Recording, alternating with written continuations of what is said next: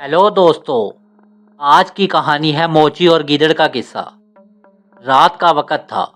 गांव के किनारे पर वाक़ एक पुरानी कच्ची गली में एक छोटी सी दुकान थी, जहां सादक नाम का मोची दिन भर जूते सीकर अपना गुजारा करता था।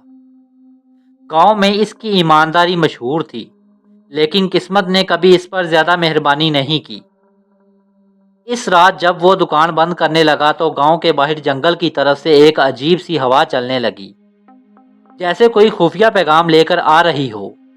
सादक के दिल में एक अनजानी घबराहट पैदा हुई, लेकिन वो इसे नज़रअंदाज करते हुए दुकान का दरवाज़ा बंद करने लगा। अचानक जंगल की स्याह अंधेरों से एक गीदड़ की आवाज़ गूंजी। आवाज़ इतनी खौफनाक थी कि सादक का हाथ दरवाजे पर ही रुक गया। ये आवाज़ आम गीदड़ की नहीं लग रही थी, बल्कि जैसे कोई इंसान गीदड़ की शक्ल में बोल रहा हो। सादक ने जल्दी से दुकान का ताला लगाया और घर की तरफ चल पड़ा, लेकिन कदम भारी लग रहे थे। रास्ते में इसने महसूस किया कि जैसे कोई इसका पीछा कर रहा हो। हर कदम के साथ गीदड़ की हल्की हल्की आवाज़ सुनाई दे रही थी। जब वो घर के दरवाजे पर पहुंचा तो इसकी आंखें हैरत से फैल गईं। दरवाजे के करीब ज़मीन पर एक फटा हुआ जूता रखा था, जो सुबह इसकी दुकान में नहीं था। जूते पर खुश्क खून के धब्बे थे। सादक के हाथ कांपने लगे। इसने जूता उठाया तो इसके तले के अंदर छोटा सा कागज का टुकड़ा फंस हुआ मिला। कागज खोलने पर इस पर लाल स्याही से लिखा था, आज रात जंगल में आओ वरना अंजाम बुरा होगा। वो सोचने लगा कि ये कोई मजाक भी हो सकता है, मगर जूते पर लगा खून इसके दिल में खौफ पैदा कर रहा था। सादक जानता था कि जंगल में रात को जाना खतरनाक है, लेकिन अगर ना गया तो ये खत भयानक इशारा दे रहा था। रात के आखिरी पहर वो दबे पांव घर से निकला। चांद बादलों में छुप गया था और अंधेरा हर तरफ छा गया। कदम कदम पर झाड़ियां सरसरा रही थी, जैसे कोई छिपा हुआ जानवर इसके गुजरने का इंतजार कर रहा हो। जंगल के बीच एक पुराना बरगद का दरख्त था। वो जैसे ही इसके करीब पहुंचा, जमीन पर पड़ा साया अचानक हरकत करने लगा। साया गीदड़ का था, मगर इसकी आंखें इंसान की तरह सुर्ख और चमकदार थीं। गीदड़ ने इंसानी आवाज में कहा, सादक मुझे तेरे हुनर की जरूरत है, और अगर तूने इनकार किया तो तेरा हाल भी इस जूते वाले जैसा होगा। ये सुनकर सादक की रीढ़ की हड्डी में सनसनी दौड़ गई। सादक की जुबान खुश्क हो गई। इसने हिचकिचाते हुए पूछा, क्या चाहता है तू मुझसे? गीदड़ ने हल्की सी हंसी। तुझे एक जूता बनाना होगा, ऐसा जूता जो इंसान की बजाय एक साया पहन सके। सादक का दिमाग घूम गया। इसने कभी ऐसा जूता नहीं बनाया था, लेकिन गीदड़ की आंखों में ऐसी दहशत थी कि इनकार करना मौत को दावत देने के बराबर था। अगर मैं ना बनाऊं तो? सादक ने हिम्मत करके पूछा। गीदड़ के मुंह से हल्की सी गड़गड़ाहट निकली और फिर वो आहिस्ता आहिस्ता इंसानी शक्ल में बदलने लगा। सादक ने अपनी आंखों पर हाथ रख लिए, लेकिन जब हाथ हटाए तो इसके सामने एक लंबा स्याह लिबास पहने आदमी खड़ा था। इस आदमी ने कहा, मैं एक आम गीदड़ नहीं, मैं एक बदरू हूँ, और मुझे वो जूता चाहिए जिसे पहनकर मैं इंसानों की दुनिया में बगैर देखे जा सकूं। इसकी आवाज़ कब्र की गहराइयों से आती महसूस हो रही थी। सादक के दिल में खौफ के साथ एक सवाल भी उठा, ये जूता अगर किसी ने पहन लिया तो क्या होगा? लेकिन वो जानता था कि यह सवाल करना खतरनाक है। इसने खामोशी से सर झुका दिया और गीदड़ नमा इंसान के हुक्म को मानने पर राजी हो गया।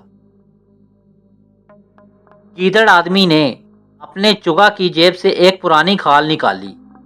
खाल ऐसी थी जैसे किसी बड़े जानवर की हो, लेकिन इस पर अजीबोगरीब निशानात कुंदा थे, जो मध्यम सब्ज रोशनी में चमक रहे थे।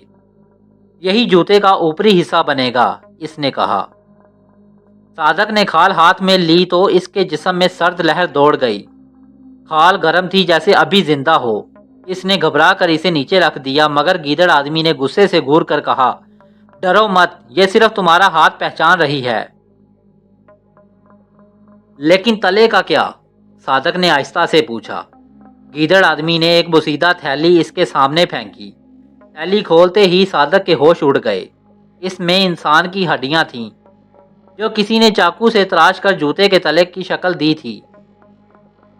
گیدڑ آدمی بولا، اس جوتے کو بناتے وقت ایک بھی ٹانکا غلط نہیں ہونا چاہیے، ورنہ یہ تمہاری آخری کاریگری ہوگی۔ اس کے الفاظ ایسے لگ رہے تھے جیسے ہوا میں برف جما رہے ہوں۔ صادق نے ہمت جمع کی اور کہا، اسے بنانے میں وقت لگے گا، کم از کم 3 راتیں۔ گیدڑ آدمی کے ہونٹوں پر ایک خوفناک مسکراہٹ آئی۔ تمہیں صرف 2 راتیں ملیں گی اور ہر رات تمہارے قریب ایک سایہ پہرا دے گا۔ اس رات صادق اپنے گھر کے پچھلے کمرے میں بیٹھا جوتے کا ڈھانچہ بنانے لگا۔ کھال کی بو عجیب تھی، نہ جانور کی نہ چمڑے کی، بلکہ جیسے جلتی مٹی اور سڑتے گوشت کی ملی جلی خوشبو ہو۔ ہر ٹانکے کے ساتھ کھال میں سے ہلکی سی سرسراہٹ نکلتی، جیسے کوئی سانس لے رہا ہو۔ کھڑکی کے باہر ہلکی ہلکی چاپ سنائی دی۔ صادق نے چونک کر سر اٹھایا، لیکن کچھ نظر نہ آیا۔ پھر اچانک ایک سایہ کھڑکی کے کونے سے ہٹا اور اندھیرے میں غائب ہو گیا۔ اسے گیدڑ آدمی کی بات یاد آ گئی، پہرا دینے والا سایہ۔ جوتے کا تالا تیار کرنے کے لیے اس نے ہڈیوں کو جوڑنا شروع کیا۔ جیسے ہی اس نے اپنی پہلی ہڈی پر ہتھوڑا مارا، کمرے میں ایک سرد آہ کی آواز گونجی، جیسے کوئی نظر نہ آنے والا وجود درد سے کرا رہا ہو۔ آدھی رات کو کمرے کا چراغ خود بخود بجھ گیا۔ صادق نے جلدی سے دیا جلانے کی کوشش کی، لیکن ماچس کی تیلی بار بار بجھ جاتی۔ اندھیرے میں اسے کسی کے قدموں کی چاپ سنائی دی، جو آہستہ آہستہ اس کی پشت کے قریب آ رہی تھی۔ اس نے ہمت کر کے مڑ کر دیکھا۔ کمرے کے کونے میں وہی سایہ کھڑا تھا، لیکن اس بار وہ لمبا اور چوڑا تھا۔ اس کی آنکھیں سیدھی صادق کے ہاتھ میں رکھے جوتے پر جمی ہوئی تھیں۔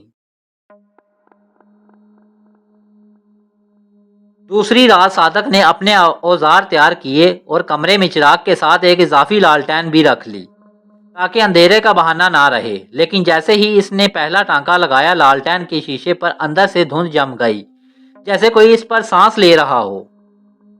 کھڑکی سے باہر گیدڑ کی خوفناک ہوا میں لرزتی آواز آئی، مگر یہ عام آواز نہ تھی، اس میں کسی کا ہنسنا بھی شامل تھا۔ صادق کے ہاتھ کانپنے لگے، لیکن وہ جانتا تھا کہ کام روکنا خطرناک ہے۔ جب جوتے کا آدھا حصہ مکمل ہوا تو اچانک کمرے کا دروازہ ہلنے لگا، جیسے باہر سے کوئی زور لگا رہا ہو۔ صادق نے دروازہ بند رکھنے کی کوشش کی، لیکن اندر سے ہڈیوں کی طرح کی کھڑکھڑاہٹ سنائی دے رہی تھی۔ آخر کار دروازہ رک گیا۔ صادق نے ڈرتے ڈرتے جھانکا تو باہر کچھ نہ تھا، لیکن زمین پر کسی بڑے جانور کے پنجوں کے گہرے نشانات موجود تھے، جو سیدھے جنگل کی طرف جا رہے تھے۔ اس رات کے آخر میں جوتا تقریباً تیار تھا، مگر صادق نے محسوس کیا کہ اسے جوتے کو دیکھتے ہی کمرے کا سایہ لمبا ہو جاتا ہے، جیسے خود بخود قریب آنے کی کوشش کر رہا ہو۔ تیسری رات آ گئی۔ صادق نے فیصلہ کر لیا کہ آج ہر حال میں جوتا مکمل کرے گا۔ اس نے کمرے کے چاروں طرف نمک کی لکیریں کھینچ دی، جیسا کہ اس کے دادا نے کبھی جنات سے بچاؤ کا طریقہ بتایا تھا۔ لیکن اندر ہی اندر وہ جانتا تھا کہ یہ شاید کافی نہ ہو۔ گیدڑ آدمی آنے سے پہلے ہی کمرے میں سردی بڑھ گئی۔ سانس لیتے ہوئے دھند بن رہی تھی اور کھڑکی کی پٹیاں خود بخود ہلنے لگیں۔ صادق نے سوئی اٹھائی اور آخری ٹانکا لگانے لگا۔ اچانک دروازہ دھماکے سے کھلا۔ گیدڑ آدمی اندر آیا۔ اس کی آنکھوں میں بھوک اور غصے کی ملی جلی چمک تھی۔ وقت ختم ہو گیا صادق، اس نے گررا کر کہا۔ صادق نے آخری ٹانکا لگا کر جوتا گیدڑ آدمی کے سامنے رکھ دیا، لیکن جیسے ہی جوتا فرش پر رکھا، کمرے کی دیواروں کے سائے حرکت کرنے لگے، جیسے وہ جوتے کی طرف لپک رہے ہوں۔ گیدڑ آدمی نے جوتا اٹھایا اور جیسے ہی اسے پہنا، اس کا جسم دھند میں بدلنا شروع ہو گیا۔ لیکن صادق نے فوراً نمک کا ایک مٹھی بھر حصہ جوتے پر پھینک دیا۔ ایک بھیانک چیخ گونجی اور گیدڑ آدمی کا دھندلا وجود ٹکڑوں میں بکھر کر غائب ہو گیا۔ گیدڑ آدمی کے غائب ہوتے ہی کمرے کی سردی کم ہونے لگی، لیکن جوتا اب بھی فرش پر پڑا تھا۔ اس کی کھال پر موجود سبز نشانات آہستہ آہستہ ماند پڑ رہے تھے، مگر جوتا سانس لیتا محسوس ہو رہا تھا۔ صادق نے جوتے کو اٹھا کر جلانے کا سوچا، لیکن جیسے ہی وہ چولہے کے قریب آیا، جوتے کا وزن بڑھنے لگا۔ ایسا لگ رہا تھا جیسے کوئی اندر سے اسے پکڑ کر روک رہا ہو۔ اچانک جوتے میں سے ایک دھندلا سا سایہ نکلا اور کمرے کے کونے میں سمٹ گیا۔ اس کے بعد کمرے میں ایک سرگوشی گونجی، تم نے میرا جسم تو توڑ دیا، لیکن میں ابھی یہی ہوں۔ صادق نے فوراً جوتے کو چولہے میں پھینک دیا، کھال جلنے لگی اور ایک تیز ناقابل برداشت چیخ پورے کمرے میں گونجی۔ جیسے ہی جوتا راکھ ہوا، سایہ دھند میں تحلیل ہو گیا۔ اس رات کے بعد صادق نے کبھی بھی جوتا نہ بنانے کا کام نہیں کیا۔ اس نے اپنی دکان بند کر دی اور گاؤں چھوڑ کر کسی نامعلوم جگہ چلا گیا۔ گاؤں والے آج بھی کہتے ہیں کہ چاندنی راتوں میں برگد کے درخت کے پاس ایک گیدڑ کی آواز سنائی دیتی ہے، جو شاید ابھی بھی اپنے جوتے کی تلاش میں ہے۔ یوں موچی اور گیدڑ کا قصہ مکمل ہوا، ایک ایسا انجام جس میں خوف ختم نہیں ہوتا، بلکہ ایک راز کی طرح ہوا میں معلق ہوتا رہتا ہے۔ آپ کی سماعتوں کا شکریہ۔